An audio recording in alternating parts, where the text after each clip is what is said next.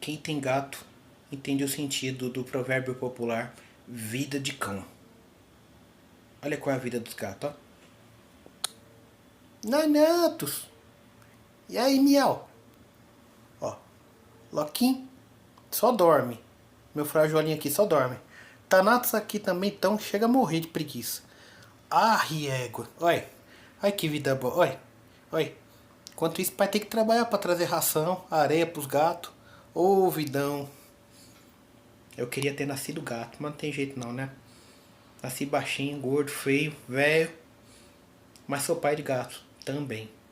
Glória a Deus, Deus abençoe. Eu sou Charles Albert. Vem conhecer meu canal.